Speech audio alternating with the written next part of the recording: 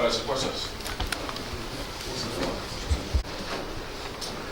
Accorder 30 minutes.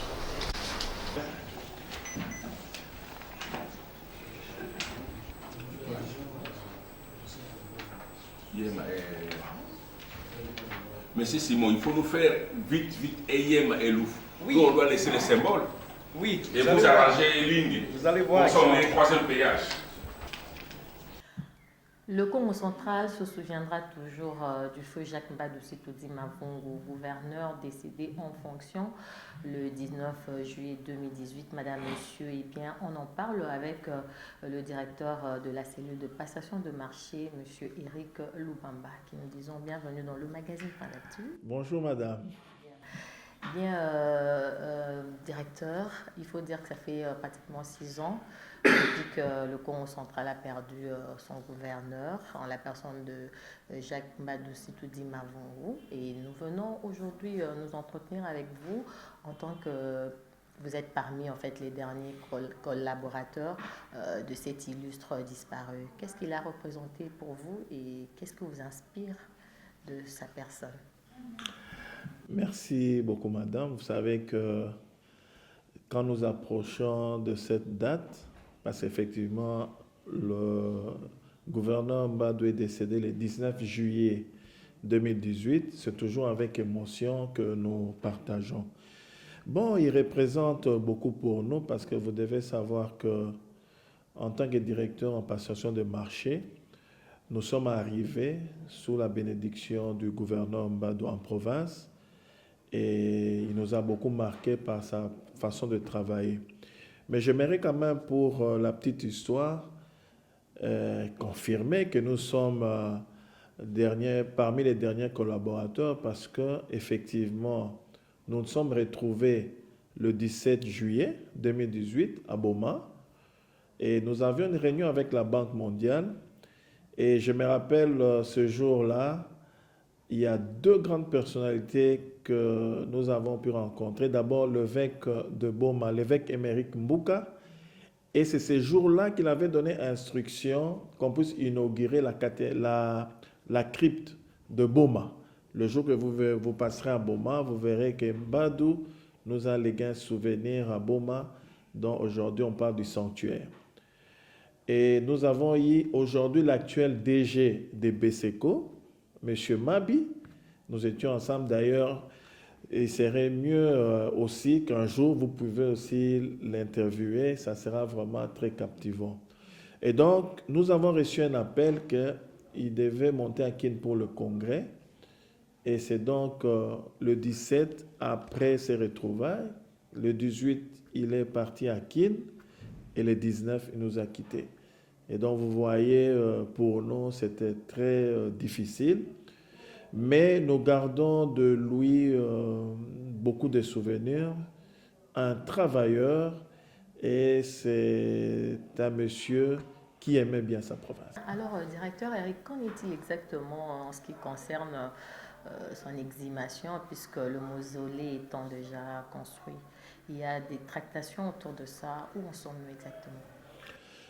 Vous devez savoir qu'en ce qui concerne l'exhumation d'un corps, cela est d'abord de la responsabilité familiale. Parce qu'il est important que la population puisse comprendre. Mais nous sommes heureux de vous informer aujourd'hui avec la présence de son fils qui est questeur de l'Assemblée provinciale, l'honorable Omega Mbadou. Cela est à l'ordre du jour. C'est le temps que le gouvernement puisse... Nous sommes au début, nous avons un nouveau gouverneur, mais son fils tient d'abord à réunir, parce que c'est autour de lui qu'il pourra recontacter la grande famille. Et ce n'est qu'après que l'État peut donner son point de vue. Donc, comme je dis, nous attendons la fin, parce que la population de Boma ne cesse de réclamer les corps de Mbadou. Effectivement, le mausolée est déjà disponible pour lui. Et donc, nous pensons, et là, je crois que vous pouvez aussi prendre l'angle avec l'honorable, mais cela est vraiment à l'ordre du jour, parce qu'effectivement, Mbadou ne sera en paix que chez lui à Boma. Merci beaucoup, directeur. Et pour finir, il faut dire que vous êtes membre du gouvernement provincial. Et selon vous, quelle inspiration que le gouvernement, grâce Bilolo, pouvait tirer justement par rapport à l'esprit Mbadou? Merci beaucoup. D'abord, c'est ici l'occasion pour réitérer mes sincères félicitations à son Excellence, Monsieur le Gouverneur, Grace Bilolo, et que nous pouvons souhaiter un fructueux mandat à tout le gouvernement provincial. Effectivement, Mbadou est une inspiration parce que vous devez savoir, Mbadou avait cette qualité de faire même de montage en termes de dossiers.